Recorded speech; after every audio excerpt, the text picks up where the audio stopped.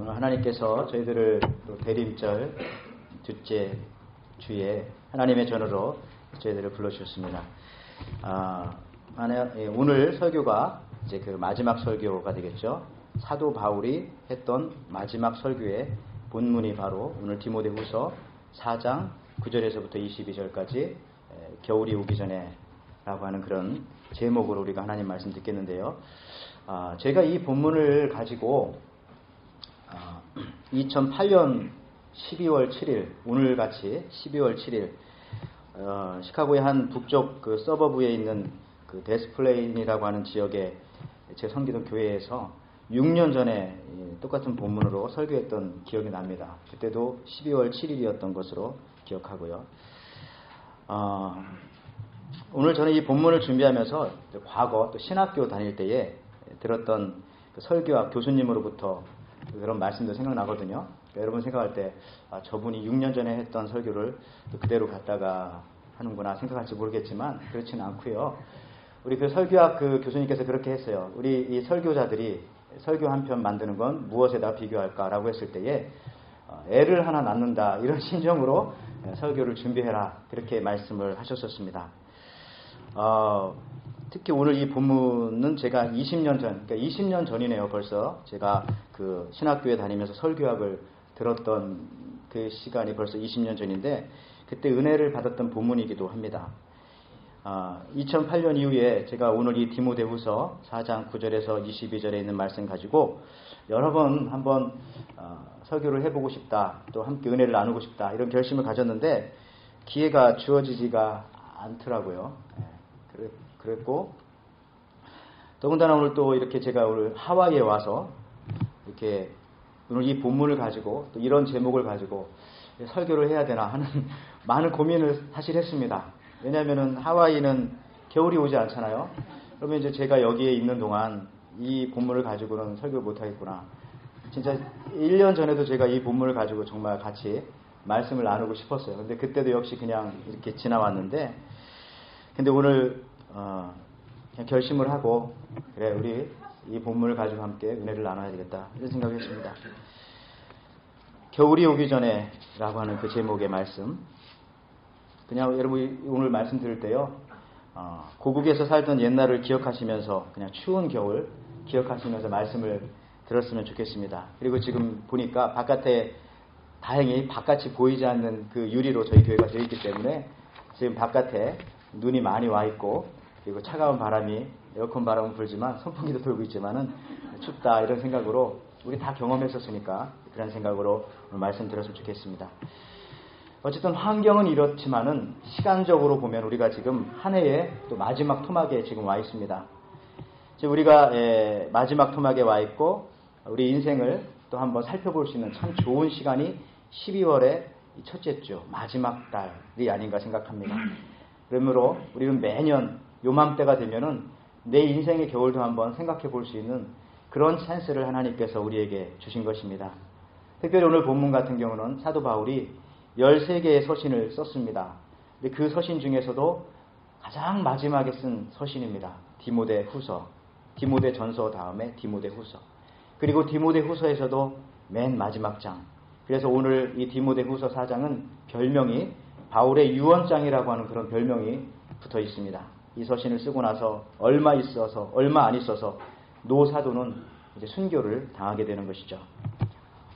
필라델피아에 가면은요, 폴 맥카튼이라고 하는 목사님이 계시대요. 비틀즈의 멤버하고 이름 비슷하지만 이분은요, 40년 동안 11월 마지막 째주 아니면은 12월 첫째 주 오늘같이 거의 11월 마지막 째주이지만 항상 이 본문을 가지고 40년 동안 똑같이 그렇게 설교를 하셨다고 합니다.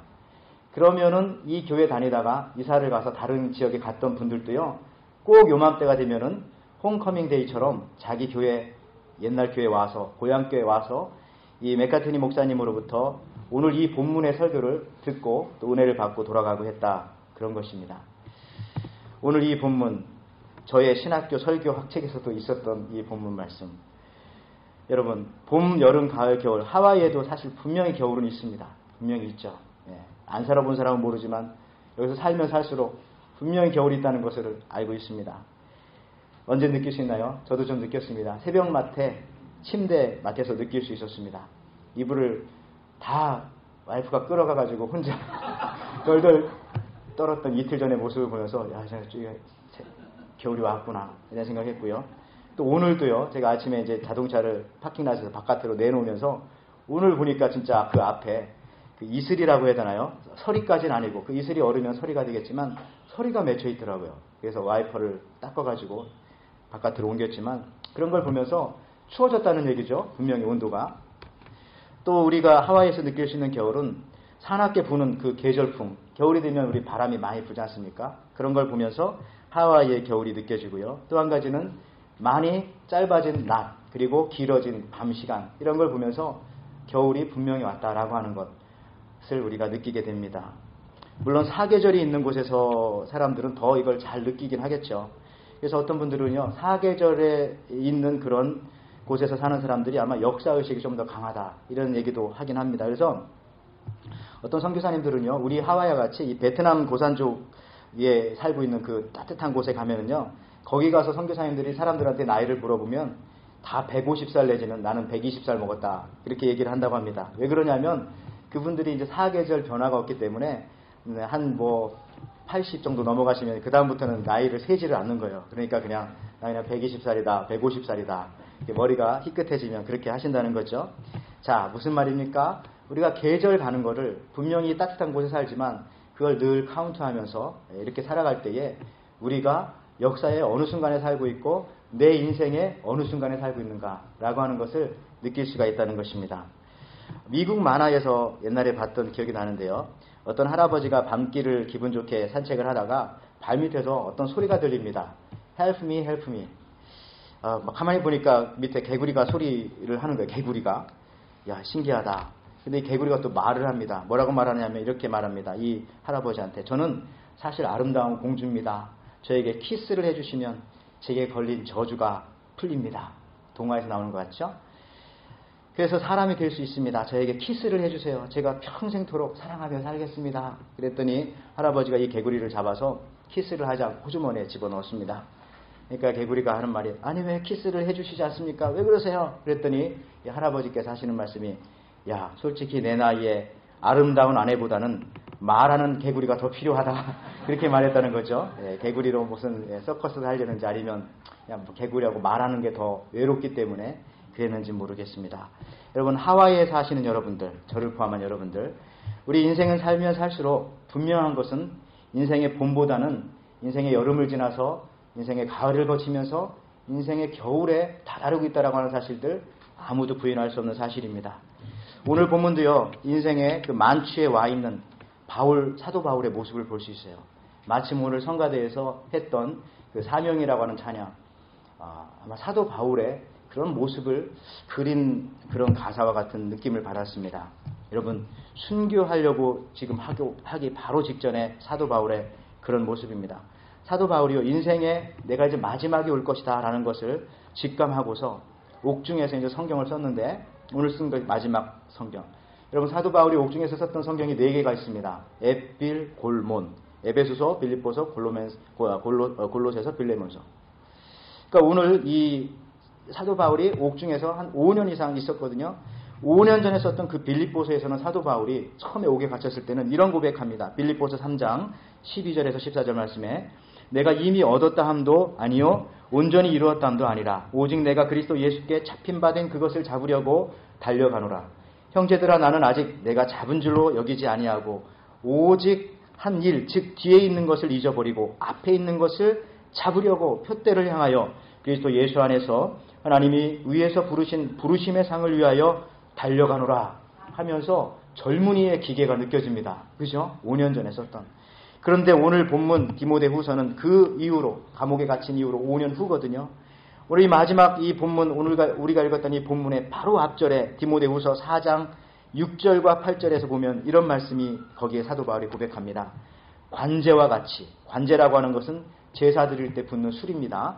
관제와 같이 내가 벌써 부음이 되고 나의 떠날 기약이 가까웠도다. 내가 선한 싸움을 싸우고 나의 달려갈 길을 마치고 믿음을 지켰으니 이제 후로는 나를 위하여 의의 면류관이 예비되었으므로 주 곧 의로우신 재판장이 그날에 내게 주실 것이니 내게만 아니라 주의 나타나심을 사모하는 자에게니라. 사도 바울은 직감적으로 나의 떠날 기약이 가까웠다. 지금 유언을 하고 있는 것이죠. 지금 70세 연세가 다 된 사도 바울 선생님입니다. 자기 옆에 있던 사람들은 근데 안타깝게도 70이 다 된 이 노사도 옆에 젊었을 때는 많은 사람들이 있었거든요. 근데 나이가 드시면서부터 또 옥에 갇히고 그 이후로부터 수많은 사람들이 다 떠나가기 시작했습니다. 참 이상하죠. 사랑하는 제자들 다 떠나갔어요. 그러니까 오늘 이 사도 바울은 죽기 전에 만나야 할 사람이 있다고 오늘 얘기하는 건데 그 대표적인 두 사람이 누구냐 하면 하나는 자기가 아들같이 여겼던 디모데고 또 하나는 마가라고 하는 그런 제자였죠. 오랜 제자였습니다. 이 사람을 만나고 싶었어요. 그래서 오늘 디모데후서 4장 11절에 누가만 나와 함께 있느니라. 내가 올 때에 마가를 데리고 오라. 저가 나의 일에 유익하니라 하면서 디모데한테 편지를 쓰면서 너도 빨리 한번 와서 나를 보고 올 때에 마가도 데리고 와서 나를 봐라. 이렇게 부탁을 하고 있는 거죠. 너희 둘을 보고 싶다. 사도 바울이 지금 홀로 마지막 하나님 앞에 그 부름을 받기 전에 혼자 있다는 사실들이 여러분들 참 궁금하지 않습니까? 어떻게 이렇게 평생을 주님을 위해서 헌신하며 노력한 사도였는데 이렇게 인생 말년에는 그렇게 충성했는데도 외로울까라고 하는 사실들이죠. 이런 걸 보면서 저는 많은 질문을 좀 우리가 또 던지게 됩니다. 그렇지 않아요? 왜 베드로는 십자가에 그렇게 거꾸로 죽었을까? 또 그것뿐만 아니라 또 우리 그 현실의 우리의 모습을 보면서도 왜 하나님은 아직도 더 많이 살아서 젊고 유능하여서 하나님의 일을 많이 할 수 있는 젊은이들을 이렇게 일찍 데려가는 걸까? 그런 사람들도 있거든요. 또 어떤 때는 왜 하나님은 그렇게 착하고 티 없이 천사 같은 아이들을 때로는 몹쓸 병에 걸린다든지 어떤 일들을 통해서 그렇게 일찍 데려가는 것일까? 이런 풀리지 않는 문제들이 참 많습니다.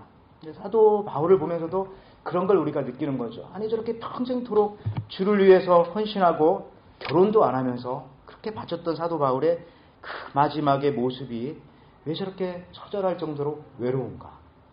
우리 같으면 하나님 앞에 영광을 돌리며 많은 사람들의 박수를 받으면서 주님 앞에 갈 것 같은데 사도 바울의 마지막 외치는 소리는 그거지 않습니까? 내가 지금 외롭다. 외롭기 때문에 두 사람을 보고 싶다.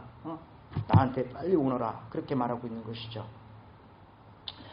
그렇다면 하나님은 바울의 이 마지막 순간까지 외롭게 만드신 이유가 뭘까? 이렇게도 생각해 볼 수 있겠어요.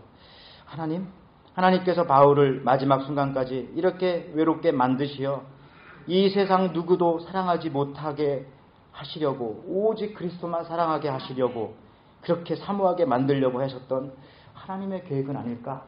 글쎄요. 그렇게도 생각할 수 있겠고 아니면 비참하게 만들게 함으로써 섣불리 그리스도를 따르지 말라고 하는 화려한 꿈을 꾸면서 주님을 따를 것이라고 결심하면서 주님을 따르지 말라고 하는 우리들을 위한 그런 메시지는 또 그런 경고의 말씀은 아닌지 그런 말씀도 우리가 생각할 수가 있겠습니다. 어쨌든 바울은 사형이 가까워지는데 사람들이 모두 떠나고 없습니다. 로마에 와서 사도 바울이 받았던 제1심은 굉장히 쓸쓸한 공판이었어요. 그 당시에 변호사도 없었고 또 사도 바울을 응원해주는 응원부대도 없었습니다. 도와주는 사람도 없었기 때문에 제1심 재판에서 사도 바울은 사형 선고를 받았습니다.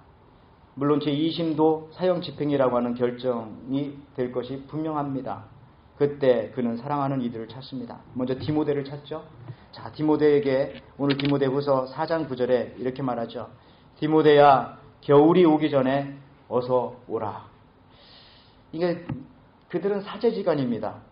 근데 부모 자식 지간으로 서로 불렀어요. 사제지간이었지만 디모데가 얼마나 바울을 존경하고 따랐는지는 디모데의 생애를 보면 우리가 잘 알 수가 있습니다.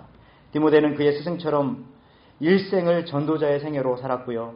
또 일생을 독신으로 살았고 마지막에 순교하였습니다.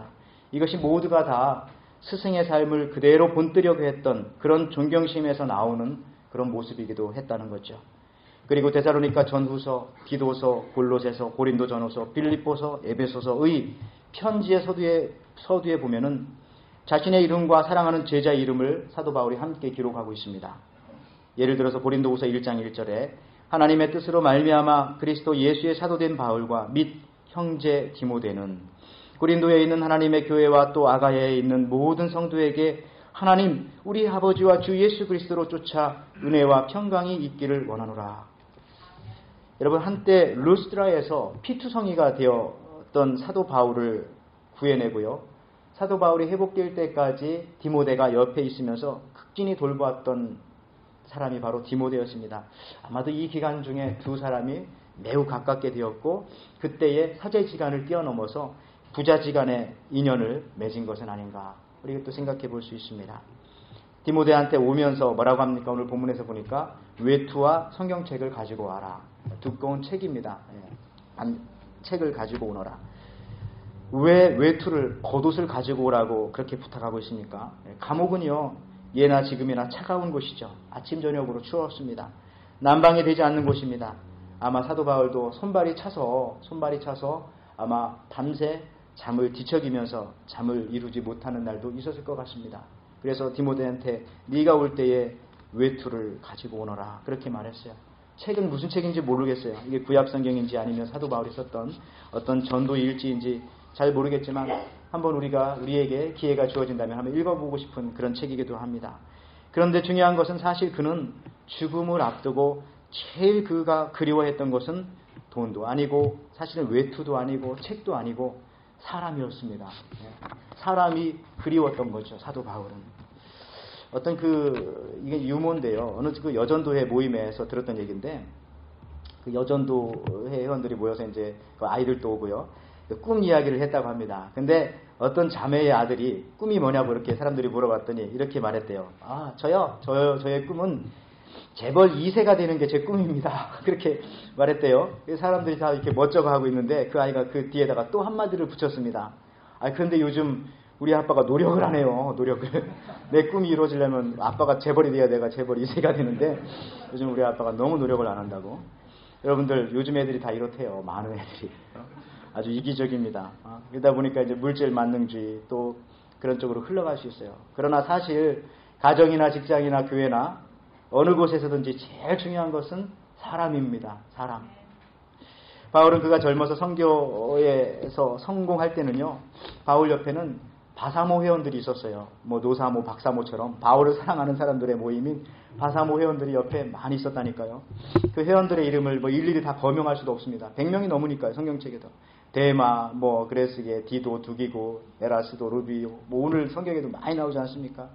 많은 사람들이 그를 사랑하고 바사모를 형상하고 있었는데 그가 늙어서 죽으려고 감옥에 있는 그 바울을 다 두고서요, 데마는 어떻게 했습니까? 오늘 디모데후서 4장 10절에 데마는 이 세상을 사랑하여 나를 버리고 데살로니가로 갔고 그레스게는 갈라디아로, 디도는 달마디아로 갔고, 이렇게 말하고 있어요. 디모데후서 4장 20절에는 에라스도는 고린도에 머물렀고 드로미보는 병듦으로 밀레도에 두었느니, 자기 옆에 아무도 없다는 얘기를 계속하고 있는 겁니다. 이 노사도가. 여러분, 근데 그 옆에 누가만 있었다고요? 누가만 있었어요. 그래서 오늘 11절에 보니까 디모데후서 4장 11절에 지금 내 옆에는 한 사람 누가만 있다. 그 누가가 누굽니까? 골로새서 4장 14절에 보면 얼마나 사도 바울이 누가를 사랑했는지 모르겠어요. 20년 동안 사도 바울을 옆에 따라다녔던 사람이 누가입니다. 누가는 복음의 동지였고요, 또 사도 바울을 늘 옆에서 간호해 주던, 직업이 의사였거든요. 누가의 직업이. 그러니까 이 의술로 아마 누가는 그 당시에 돈방석에 올라앉을 수도 있었을지 모르겠습니다. 그러나 그런 걸 다 마다하고 복음 전도자의 한 사람으로서 또 복음을 전하는 사도 바울 옆을 따라다니면서 결혼도 하지 않고 집 한 칸도 없이 전도를 하다가 또 그렇게 살다가 죽었던 그 사람이 누가입니다. 바울이 항상 눈병이 심했거든요. 또 어떤 때는 간질병도 심해서 설교하다가 쓰러지기도 하고, 눈이 너무 나빠가지고 성경을 보면은 그렇게 나와요. 다 많은 성경을 대필로 했어요. 대필로. 사도 바울이 말하면 옆에서 제자가 받아줬고 마지막에 사인만 사도 바울이 했습니다. 그 정도로 눈도 약하지, 간질병도 있지, 몸도 약하지 하다 보니까 늘 옆에 누가라고 하는 의원이 붙어서 항상 사도 바울을 보필하면서 그렇게 다녔다는 거죠. 이 두 사람을 한번 생각해 봤습니다. 좀 우스운 것 같기도 하고 참 재밌어요. 왜냐하면은 두 남자가 이렇게 다니면서 밥은 누가 했을까? 또 빨래는 누가 했을까? 이런 생각들 하다 보면은 참. 근데 오늘 사도 바울 옆에는 그래도 마지막까지 누가가 그 감옥에서까지 같이 옆에서 사도 바울을 돌보고 있었다. 근데 오늘 사도 바울은 디모데에게 마지막으로 네가 올 때 이제는 또 마가를 데리고 오라. 또 마가는 또 어떤 인물입니까? 사도 바울 옆에. 마가를 데리고 오라고 한 데는 큰 의미가 있습니다. 마가를 용서하겠다고 하는 그런 이 마음이 사도 바울에게 있었어요. 그렇다면 마가는 누군가 하면은 오래전에 사도 바울과 이게 좀 틀어졌던 사람이에요. 같은 복음을 믿고 예수님을 믿었지만 어떠한 부분에 있어서 서로 맞지가 않았었습니다. 그 부분이 어느 부분인가 하면은요. 사도행전 12장 12절과 또 15장 36절과 41절에 보면 마가에 대해서 정확하게 기록을 하고 있습니다. 마가의 원래 풀 네임은 마가 요한입니다. 어머니는 마리아였습니다. 마가라고 하는 이름은 헬라식 이름입니다. 그리스 이름이고요. 요한이라고 하는 이름은 히브리식 이스라엘 이름입니다. 그러니까 아마 이 사람이 이 마가가 히브리인으로서 이스라엘 사람으로서 로마의 시민권을 가지고 있었던 것 같습니다. 젊은 시절에 이 마가는 선교 지망생으로서 지원을 해서 제1차 선교 여행에 바울을 따라 나섰어요. 그런데 그 1차 선교 여행이 그렇게 좋진 않았거든요. 많은 사람들이 죽이려고 했고 유태인들이 또 도둑놈들이 날마다 따라다니면서 괴롭혔고 그 당시에 자동차가 있습니까? 수많은 세월을 걸어가야 했고 산을 넘어야 했고 강을 넘어야 했고 많은 위험들이 있었고 자는 곳 하나 변변하지 못했고 또 이렇기 때문에 아마 1차 여행을 마치고 난 다음에 이 마가가 굉장히 마음에 두려움이 있었나 봅니다. 여러분 마가는 누구냐 하면은 사실은 부잣집 기공자입니다. 그렇기 때문에 갑자기 닥쳐진 이 괴로움과 이 어려움들을 견뎌내기 힘들었던 것 같아요. 그래서 바울한테요. 내가 선생님 떠납니다. 이런 말도 안 하고 어느 날 갑자기 사라져버렸어요. 그리고 말도 안 하고 돌아오지 않았습니다. 이걸 보고서 사도 바울이 기대가 많이 컸었거든요. 이 마가한테, 젊은 마가한테. 근데 기대가 큰 만큼 실망도 컸기 때문에 굉장히 사도 바울이 마음이 상했습니다. 그래서 아니 내가 어떻게 젊은이가 그렇게 굳은 결심을 하지 못하는가? 네가 그러게 가지고서는 어떻게 평생도록 그리스도의 복음을 위해서 산단 말이냐? 그러면서 다시는 내가 마가를 보지 않겠다고 그렇게 사도 바울이 결심을 하고 마가를 다시 받아들이지 않았어요. 그러니까 마가는 어떻게 했는가 하면은 자기의 삼촌이었던 바나바와 함께 여행을 떠나게 되었죠. 근데 원래 바울과 바나바가 한 선교팀이었어요. 그런데 이 마가 때문에 바울과 바나바가 갈라지게 되었죠. 서로 싸움이 아닌 싸움을 갖게 되었어요. 그래서 이때부터 이 마가 때문에 사도 바울은 실라와 함께 복음을 전하기 시작하였고 또 바나바는 자기 조카인 마가와 함께 복음을 전하게 되었습니다. 전설에 의하면 사실 나중에 마가는 돌아와서 자기 어머니한테 많이 야단과 꾸중을 맞았다고 합니다. 이 사건 때문에 젊은 놈이 그렇게 해서 어떻게 되겠냐고 하면서 어머니한테 많이 야단을 맞았대요. 이 어머니 마가. 그러니까 이 마가가 참 부잣집이었거든요. 우리 사도행전에 보면 나오죠. 사도행전 1장에 보면 다락방에 120명의 성도들이 모일 정도로 다락방에 120명이 들어갈 정도면은 그 집이 얼마나 부잣집이었겠어요. 그런 집에서 살다가 보니까 그 어린 나이에 더군다나 이 성령 강림이 있었던 그 사도행전 1장에 그 시절에 이 마가는 어린 아이였습니다. 그래서 그 마가가 조금 성장해서 전도대가 되었을 때는 청년의 나이였기 때문에 아마도 젊은 나이에 쉽게 결심하고 또 그 길이 어려워서 그만두는 사람들도 꽤 있거든요. 그렇죠? 신학교에 처음에 들어왔다가 신학교에 들어온다고 다 목회는 하지 않더라고요. 많은 사람들이 떠나가기도 하는데 아마 그와 같은 모습이 이 마가의 모습이었던 것 같습니다. 그러나 나중에 마가는 하나님께서 사용하셔서 베드로의 통역관으로 사용하셨습니다. 베드로는 조금 이런 말 하면 그렇지만 좀 무식한 사람이었어요. 어부였기 때문에. 그래서 그 당시에 국제어를 잘 쓰지 못했습니다. 그래서 항상 마가를 데리고 다니면서 통역을 시켰습니다. 그래서 마가가 사실은 마가복음을 썼는데 마가복음은 베드로가 예수님한테 만나서 들었던 이야기 또 같이 생활했던 얘기를 마가가 적은 것이죠. 그렇죠? 그렇습니다, 여러분들. 그래서 바울은 지금 이 마지막에 그 옛날에 서로 관계가 안 좋았던 이 마가를 다시 부르고 있는 겁니다. 다시 부른다는 얘기는 모든 것을 내가 용서하고 화해하겠다라고 하는 그 의미가 이 속에 들어있는 거죠. 더 추운 겨울이 오기 전에 인생의 겨울이 오기 전에 다시 돌아올 수 없는 겨울을 지나가기 전에 마가 내가 너를 보고 싶다라고 지금 노 사도가 그렇게 말하고 있는 거죠. 안 보면 그만이지. 다시 보고 무슨 용서야. 끝이야. 이렇게 하지 않고 다시 마가를 부르고 있는 것입니다. 특히 이 바울은 그 바울의 말년은요 항상 용서와 모든 것을 통합하는 그런 걸로 아름답게 끝나는데 오늘 디모데후서 4장 14절에서 16절을 보십시오. 오늘 본문에도요. 거기 또 다른 얘기가 나오죠. 자, 구리장색 알렉산더 세공업자입니다. 구리장색 알렉산더가 내게 해를 많이 보였음에 주께서 그 행한 대로 그에게 갚으시리니 너도 저를 주의하라. 저가 우리 말을 심히 대적하였느니라. 내가 처음 변명할 때에 나와 함께 한 자도 없고 다 나를 버렸으나 저희에게 허물을 돌리지 않기를 원하노라 하면서 자기를 배신했던 사람 있지만은 그러나 굳이 그 사람한테 허물을 돌리지는 말아라. 그도 사정이 있었겠지. 하나님께서 용서했으면 좋겠다라고 하는 사도 바울의 이 모습입니다. 바울은 정말 따뜻한 마음으로 또 손으로 모든 사람들을 인생의 겨울이 오기 전에 그렇게 맞이하고 또 그렇게 다 감싸 안아주는 모습들을 볼 수 있습니다.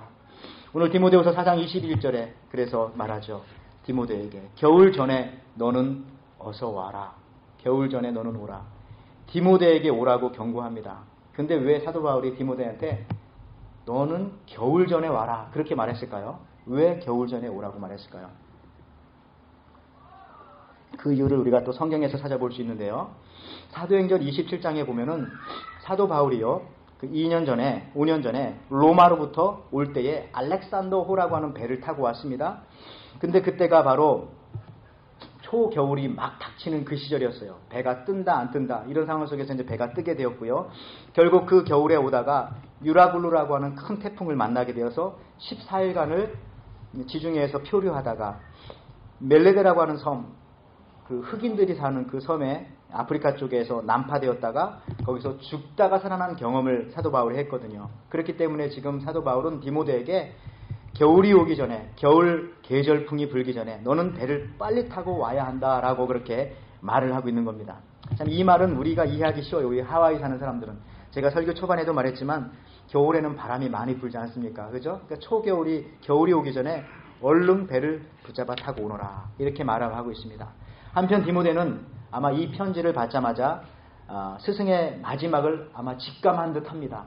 우리 사도 바울께서 이제 마지막으로 나를 보고자 하는구나 하는 느낌을 받았겠죠. 그래서 그는 에베소를 출발하여 드로아를 들려서 외투를 가지고 로마로 급히 간 듯 합니다. 그리고 사랑하는 양 아버지의 순교를 옆에서 그 장엄한 해가 떨어지는 것 같은 그 낙조를 지켜본 듯 합니다. 바울의 처형장까지 따라가서 그 장엄한 그 거룩한 모습을 지켜보고 시체를 거두어서 눈물을 흘리면서 아마 사도 바울의 그 육신을 매장했을 것입니다.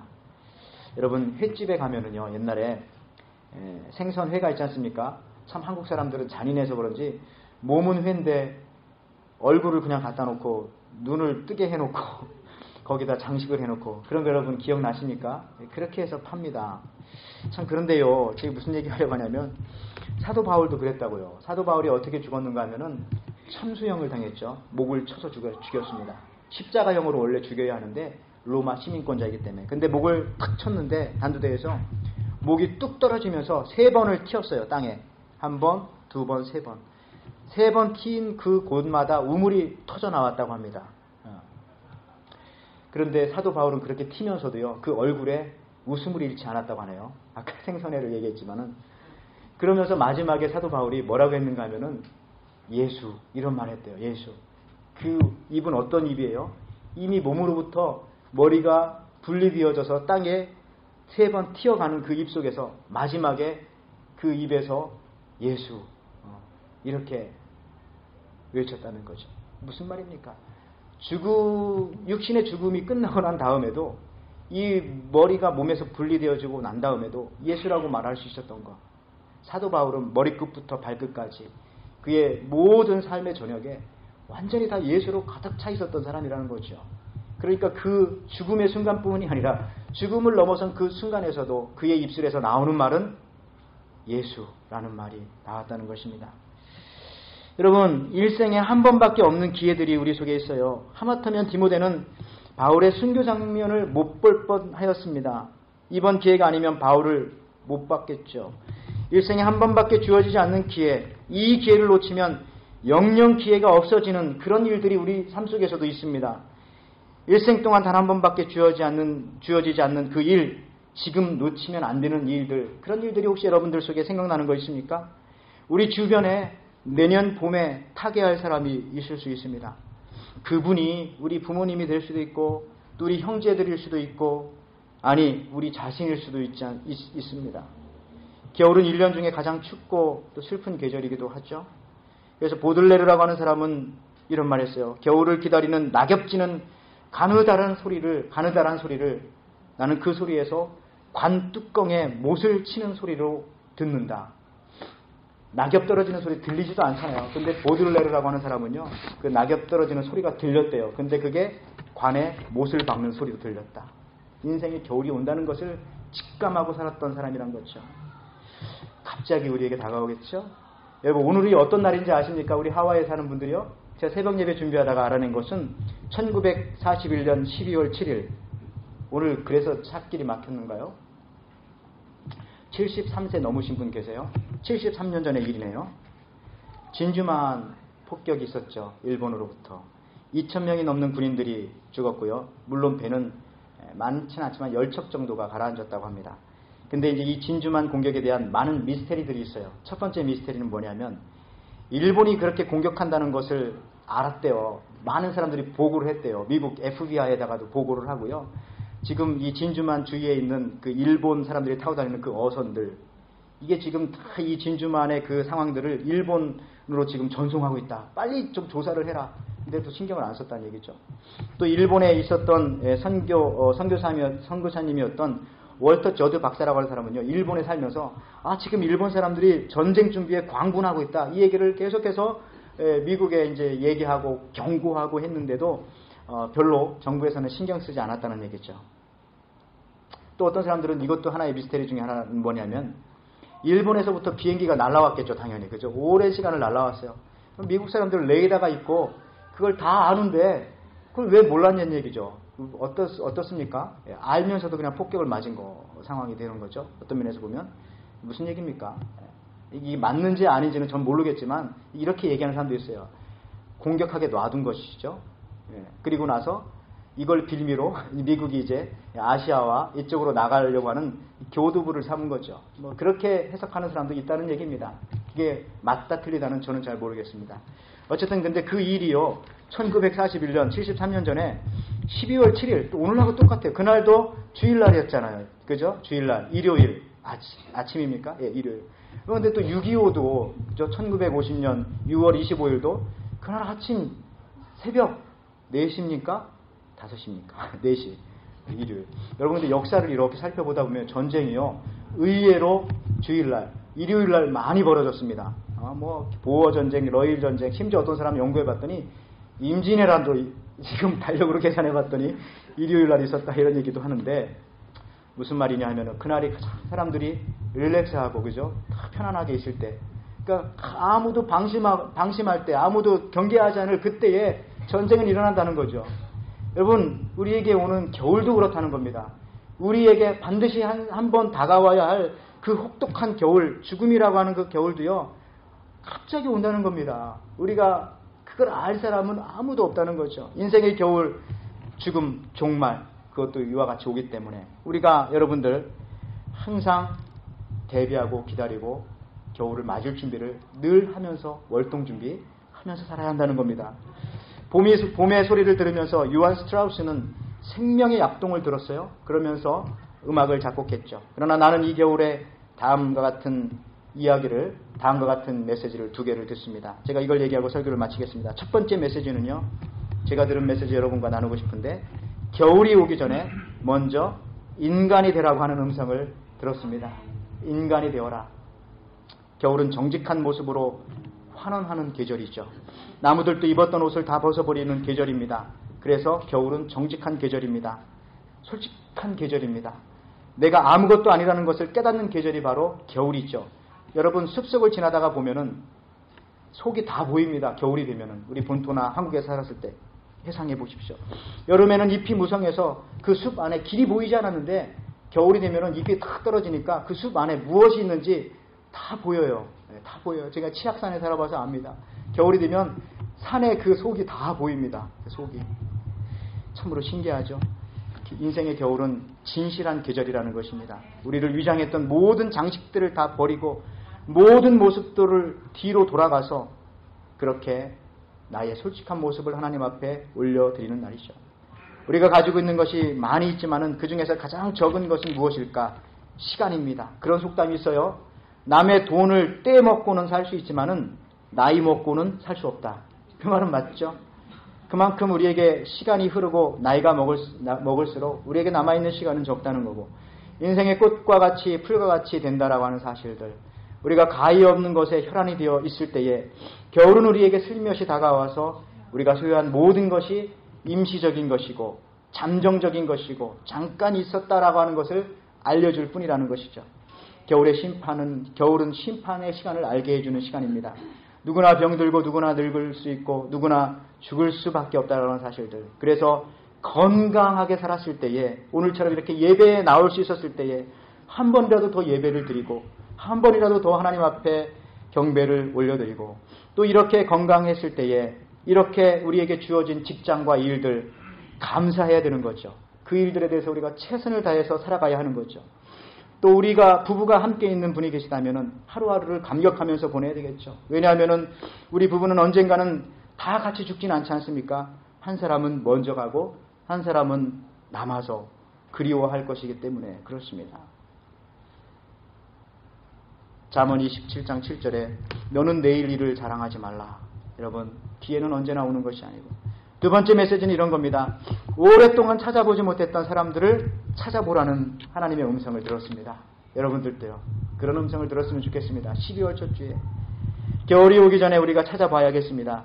우리의 스승이나 우리의 부모나 또 우리에게 도움을 주었던 많은 사람들, 또 우리가 외국에 오면서 미국에 이주하면서 얼마나 많은 도움을 여러분들 받았겠습니까? 그런 사람들에게 이메일도 좋고 전화도 좋지만은 또 나아가서는 이메일이나 전화보다는 또 긴 장문의 편지를 한번 써서 여러분들 그런 분들한테, 스승이나 부모님이나 또 도움을 주었던 사람들한테 보내보는 것은 어떻습니까?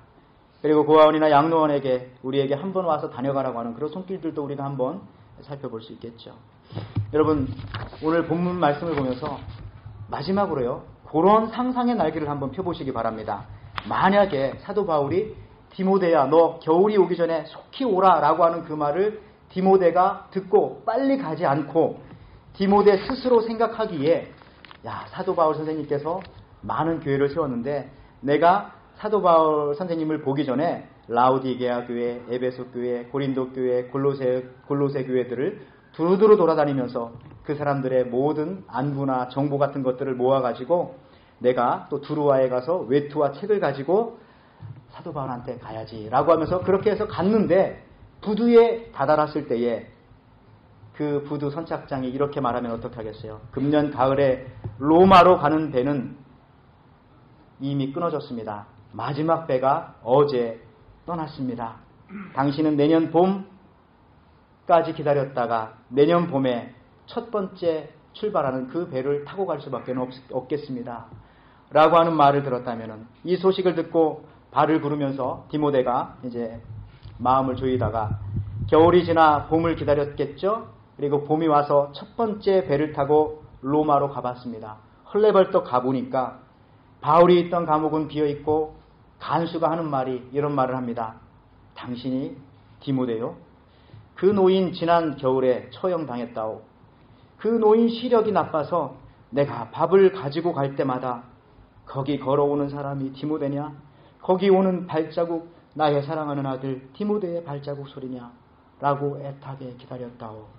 그러다가 지난 겨울 그는 당신을 보지 못하고 외롭게 처형당했다오. 라고 한다면 디모데가 얼마나 마음이 아프겠습니까?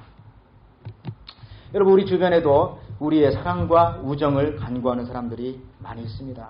그들을 우리가 애타는 마음으로 또 여러분이 한번 왔다가 그분들을 또 찾아보시기 바라고, 그분들한테 또 편지를 쓰시기 바라고 말씀 마칩니다. 하와이 추운 북풍이 또 겨울바람이 모질게 불어오지는 않기에 우리는 오늘 이 말씀을 더욱더 잊지 말아야 하겠습니다. 우리 인생에도 언젠가는 찬바람이 불어올 것입니다. 겨울이 오기 전에 잠자지 말고, 여러분 잠만 자지 말고 기나긴 편지를 쓰십시오. 겨울이 오기 전에 책을 좀 읽으십시오. 겨울이 오기 전에 원 없이 한번 밤을 새우면서 기도 한번 해보십시오. 아직도 살아가면서 용서하지 못한 교우가 계십니까? 겨울이 오기 전에 용서한다고 사랑한다고 말해보십시오. 겨울이 오기 전에 시를 한번 써보십시오. 겨울이 오기 전에 경제적인 문제 때문에 결혼 못한 사랑하는 커플이 있다면 간단한 결혼식이라도 올려보십시오. 겨울이 오기 전에 아직도 교회를 정하지 못하고 있는 사람이 있다면 교회를 정하시기 바라고, 아직도 성경 한번 통독하지 못한 교우가 있다면 이 겨울이 오기 전에 성경 읽기를 시작하시기 바랍니다. 기도하겠습니다. 하나님 아버지 감사합니다. 우리에게